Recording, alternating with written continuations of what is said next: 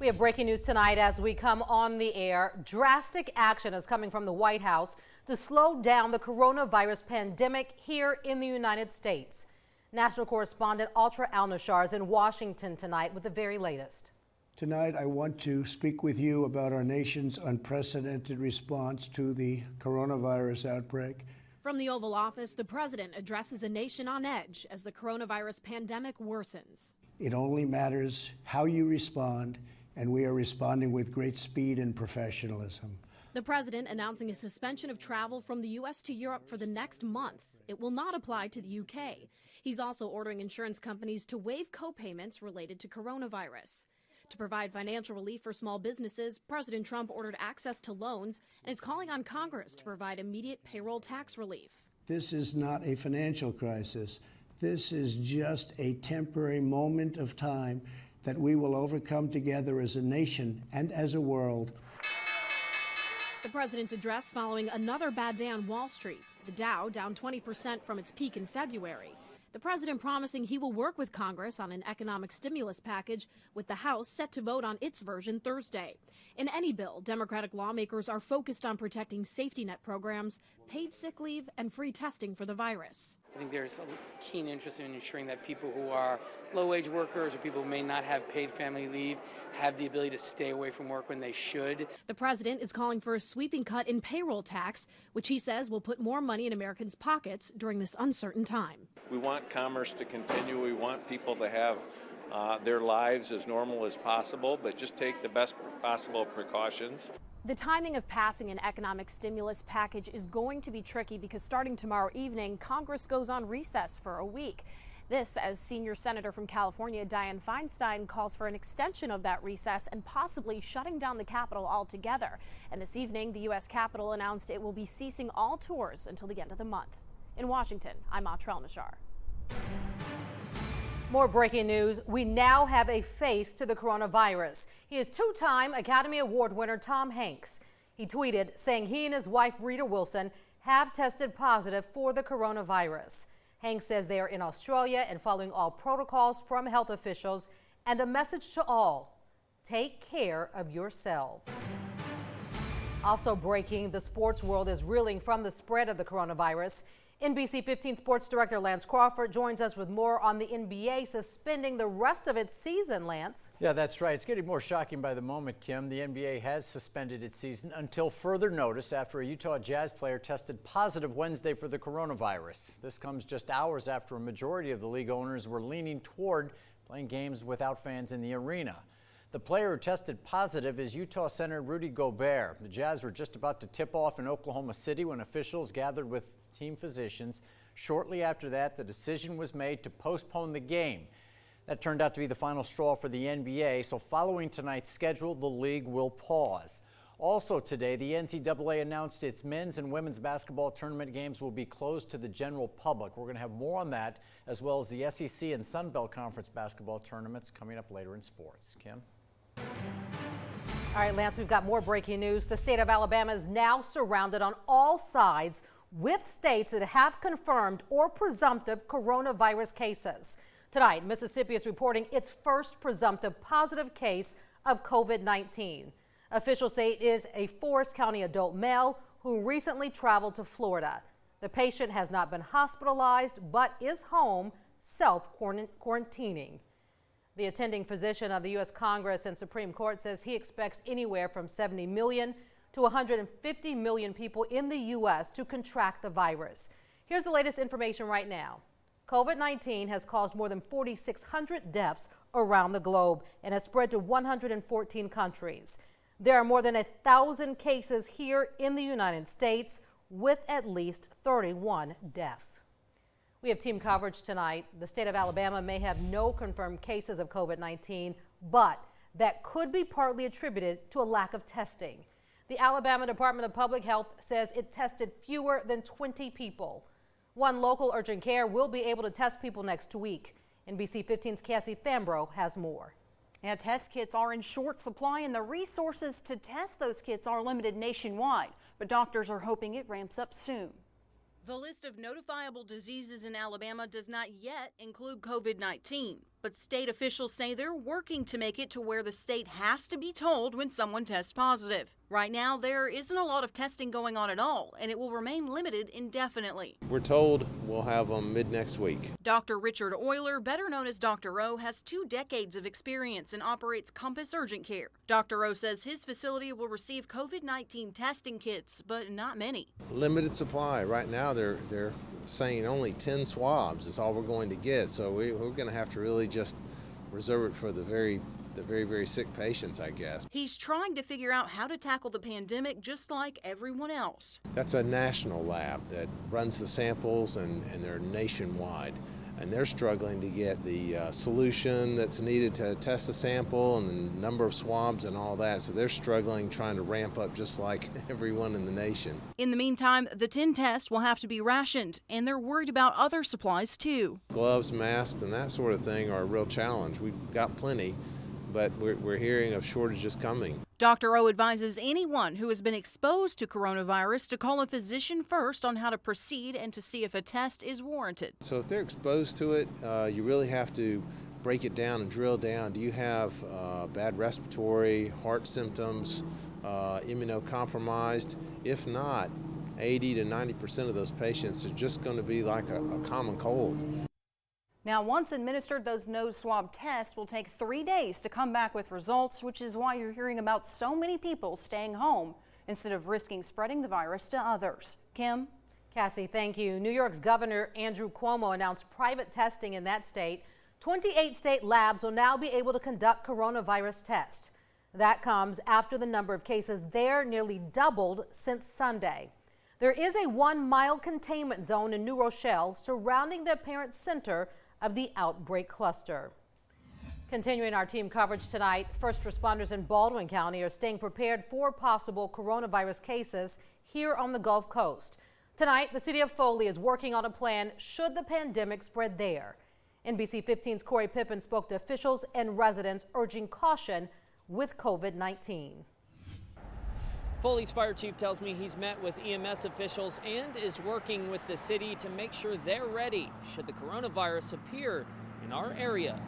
Tonight, as coronavirus concerns continue to mount nationwide, Baldwin County emergency management officials and first responders are still urging precautions, not panic. Chief Joseph Darby with the Foley Fire Department says he has met with MedStar, the county's primary EMS and ambulance provider, as well as city officials, saying he's, quote, still working with city staff on city pandemic plans to present to the council. Foley resident Steve Florence says while he's not overly worried, it's better to be safe than sorry. I think it's good. I think it's absolutely, because spring breaker's coming. I've heard a lot of colleges are closing their doors. While the details on Foley's plans are still being worked out, Chief Darby says they're currently treating the situation similar to the flu. Gulf Shores and Orange Beach fire rescue officials are also approaching it similarly, reducing exposure to any potentially contagious disease, disinfecting frequently, and disposing of any contaminated equipment. Continue to use those good hand washing skills, also not to touch surfaces that's unnecessary, and use that good respiratory etiquette of covering your cough and also covering your sneeze. I do wash my hands a lot more. I travel a lot in airports, so I use a lot of Purell. I'm 74, so I got to be a little bit careful, but I don't have any underlying medical problems either, so I'm lucky.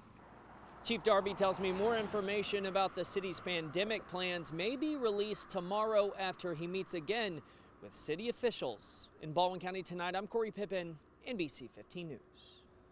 It is allergy season and pollen is already hitting most of us hard. And with so much coronavirus talk, many people may get a little anxious when they see someone with a runny nose or a cold. Now here's how you can spot the difference. With a common cold or allergies, you will see itchy eyes, a stuffy nose, and lots of sneezing. With the coronavirus, there's fever, fatigue, body aches, and a cough, and the big difference, shortness of breath.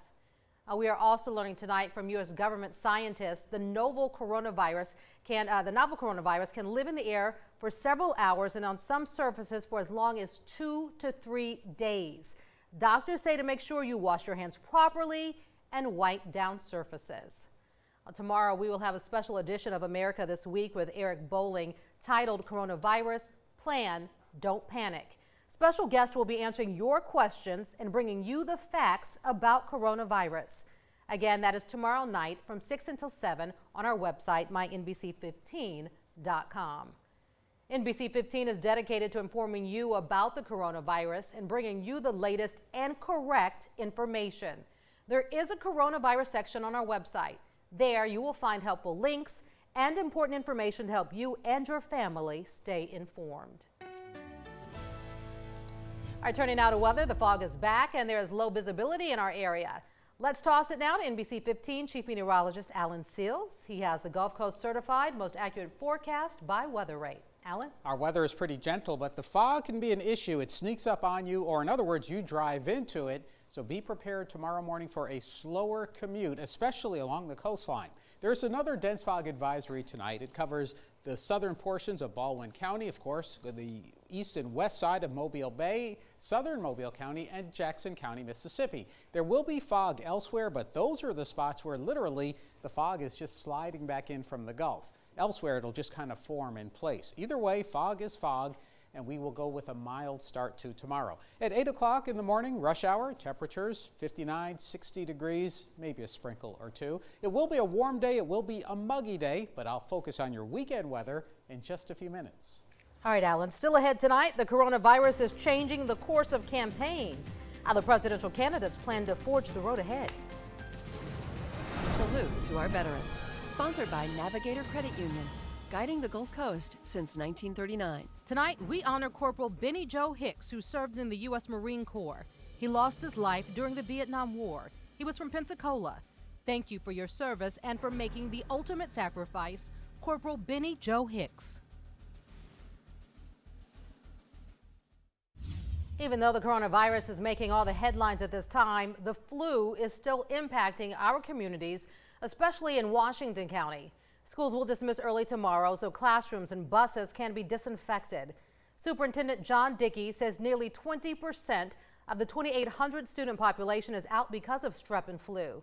The high numbers caused Washington County schools to close down just 2 weeks ago. The head nurse says they cannot seem to get it under control, so that's why students will go home early tomorrow.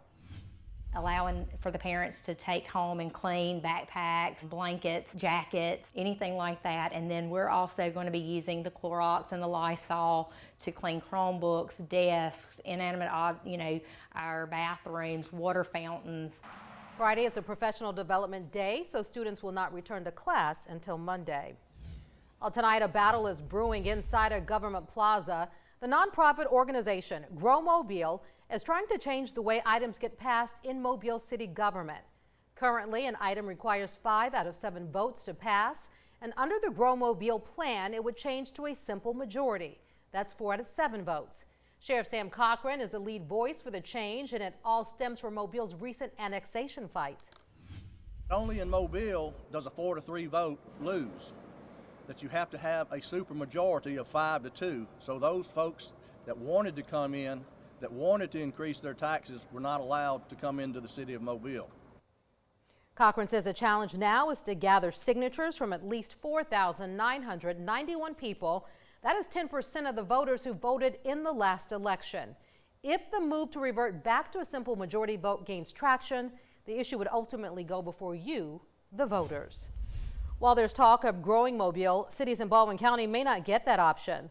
Some people there are fighting for the future of their communities tonight. Residents in Baldwin County want to stop cities like Fairhope, Orange Beach, and Loxley from taking over their areas. Landmark districts is now on the legislative agenda, which means a figurative wall of protection against annexation efforts. Everybody who's in the city has voted on or wanted to come into the city. The only time we've ever legislatively annexed is if we own the property, like our airport, Walmart, which is a business. If cities like Barnwell, Josephine, and Roslynton decide to pull out, it could affect police protection there, and the sheriff will have to fill that void, which will have money coming out of your wallets. Tonight, officials across the country are warning people to reconsider attending large gatherings, but that's hard to do when you're running for president. National correspondent Ultra Al-Nashar explains how the road to the White House is becoming harder to navigate as the coronavirus pandemic gets worse. President Trump is known for massive rallies like this one. But imagine his campaign, or that of any candidate, without the crowds or fist bumps, handshakes, and hugs. Well, that's becoming a reality in the 2020 race. As I've said all along, that we would follow the guidance of the CDC, state and local officials, and public health officials with respect to our campaign events. We'll continue to do that. Bernie Sanders and Joe Biden nixed their rallies on Tuesday night. Biden opting for a small gathering of supporters. Sanders didn't speak at all, and his campaign says they will evaluate their events on a case-by-case basis. The number one focus here needs to be how can we make sure that we're not exacerbating community spread, and I know that that's a real priority for some of the candidates, at least. President Trump announced a large rally in Milwaukee next week. The vice president said the campaign will make decisions about events on a day-to-day basis.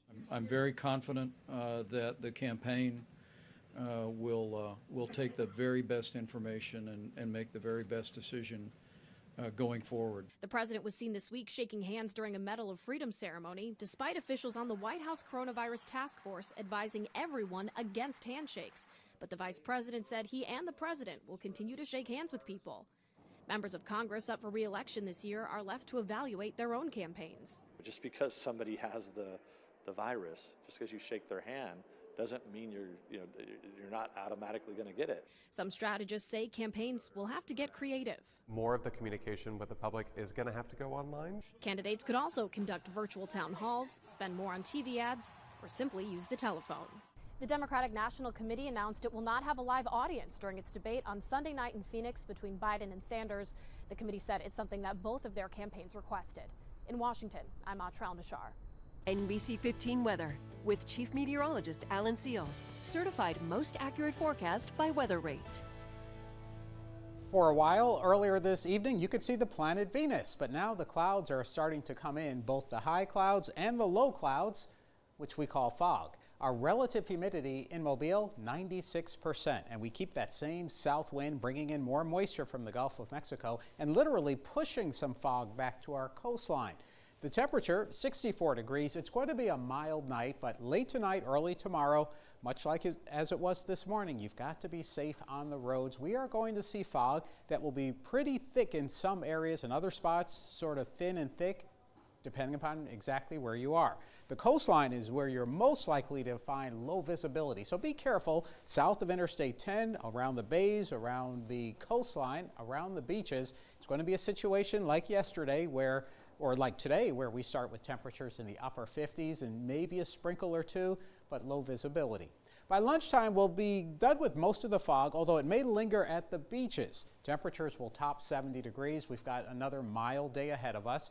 And at the beaches, the air temperature close to 71 degrees. Water temperature still in the low 60s. Look for a south wind at the beaches, and again, fog may linger there, along with a low risk of rip currents. Anywhere you are, look up in the sky and you might see a halo. We saw a halo around the sun today, telling us we had those high cirrus clouds made of ice crystals.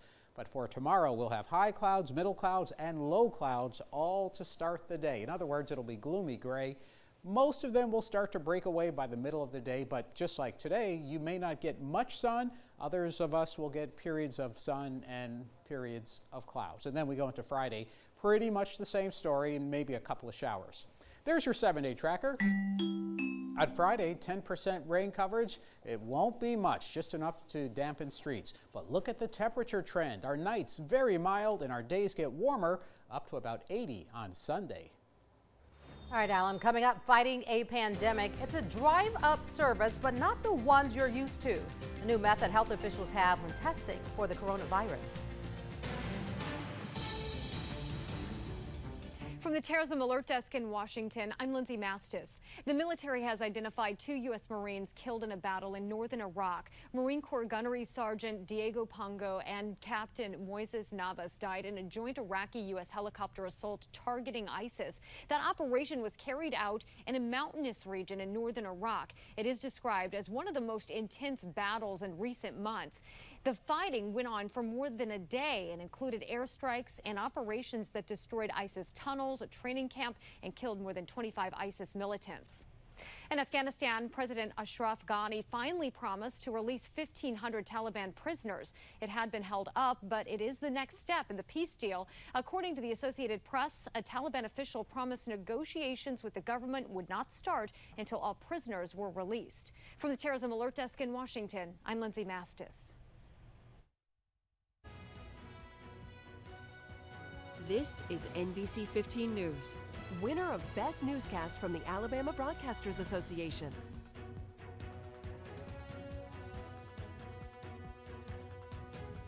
A new method to help contain the spread of the coronavirus. A drive-up testing center opened in Colorado today. This comes after the governor declared a state of emergency.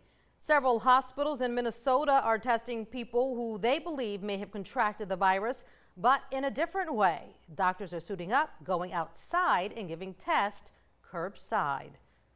The U.S. Treasury is considering pushing back the tax deadline as the coronavirus continues to spread. The New York Times is reporting the Treasury and White House have been discussing extending tax season beyond April 15th. Well, the NCAA basketball tournament is one of the most anticipated events on the sports calendar, but this year will be like no other. And the NBA takes even more drastic measures to try and avoid the spread of the coronavirus. We have it all next in sports. NBC 15 Sports with Lance Crawford. It is hard to believe, but the NBA has suspended the season until further notice. Team owners had been considering playing in empty arenas. In fact, the Golden State Warriors had already announced that's what they were going to do. The decision was made after what happened in Oklahoma City tonight. The Thunder and Jazz were about to tip off when team physicians and officials huddled together. It was determined that Jazz center Rudy Gobert had tested positive for the coronavirus. Then they decided to postpone the game, and that was it. Players, officials, and fans all left the arena. And earlier in the day, NCAA President Mark Emmert announced that the general public will not be allowed to attend any game throughout the men's and women's basketball tournaments. In a statement, Emmert said this decision is based on the advice from the current understanding of how COVID-19 is progressing in the United States. The games will not be played in completely empty arenas, as essential staff and limited family members may attend. The NCAA is also looking into moving the Final Four from Atlanta's Mercedes-Benz Stadium to a smaller venue. Now, the Sun Belt Conference Tournament semifinals and championship games are this weekend. There has been no decision as of yet on that status, but the Southeastern Conference has announced it will play the men's basketball tournament with only essential staff and limited family and credentialed media in attendance at Bridgestone Arena in Nashville for the remainder of the week beginning tomorrow. The SEC is following the recommendation of the NCAA COVID-19 advisory panel relating to conducting sporting events closed to the public. Well, it wasn't the greatest regular season for the South Alabama women's basketball team. They finished 500 in league play, but they won their first game in the conference tournament. Tonight, they took on the third seed Texas Arlington for the right to go to New Orleans for the semifinals. Shaforia Kynes lit it up for 28 points. It included 5 3-pointers, and the Jags stunned Arlington 55-47. So the ladies will join the South Alabama men in the Big Easy on Saturday. The women are going to play Coastal Carolina at 7:30. On Saturday night. In college baseball, South Alabama's 5 hit as they leave 10 stranded and fall at LSU 4-1, and Auburn comes up short to Wofford 4-3 is the final from Plainsman Park. I would imagine the Sun Belt Conference is going to follow the lead of the NC2A and the SEC Conference. There will be nobody except essential personnel and some family members in those games this weekend as well. It's going to be odd to see this season. I mean, it will be shocking. Literally coming to an end, and then you're used to hearing the excitement, the cheering when the ball goes through the hoop, and there will be none of that. Just silence. Yeah. All right. Well, we're going to have another look at your 7-day forecast up next. Stay with us.